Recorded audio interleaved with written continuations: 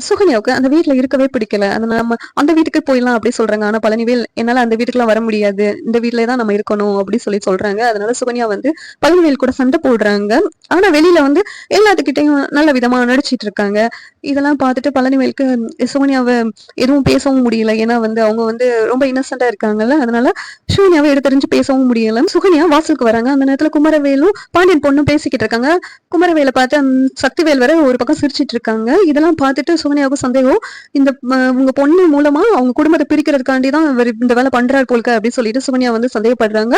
உடனேவும் சுகன்யா வந்து சக்திவேல் கிட்ட உங்ககிட்ட பேசணும் அப்படின்னு சொல்றாங்க. சக்திவேல் கிட்ட போய் பேசுறாங்க.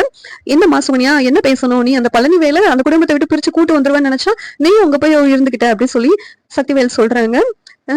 அதுக்கு நீங்க வந்து உங்க பொண்ணு பையனும் லவ் பண்ற அந்த பாண்டியன் பொண்ணு உங்க பையனும் லவ் பண்றது உங்களுக்கு தெரிஞ்சிருக்கு. அப்பனா நீங்க வந்து பாண்டியன் குடும்பத்தை தான் பிரிக்கிறதுக்கு தான் பிளான் பண்றீங்களா அப்படின்னு சொல்லி சுகன்யா கேக்குறாங்க.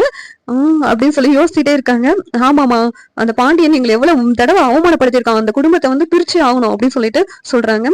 உடனேவும் சரி நீங்க அதை பத்தி எல்லாம் கவலைப்படாதீங்க, அந்த குடும்பத்தை பிரிக்கிறத நான் பாத்துக்கிறேன் அப்படின்னு சொல்லி சுகன்யா சொல்றாங்க. என்னமா சொல்ற அப்படின்னு சொல்லுவாங்க. நிஜமாவே அந்த குடும்பத்தை பிரிக்கிற வேலையை நான் பாத்துக்கிறேன் அப்படின்னு சொல்லிட்டு சுகன்யா சொல்றாங்க. நீ சொல்றதை நினைச்சு எனக்கு ரொம்ப சந்தோஷமா இருக்குமா அப்படின்னு சொல்லி சக்திவேல் சொல்றாங்க.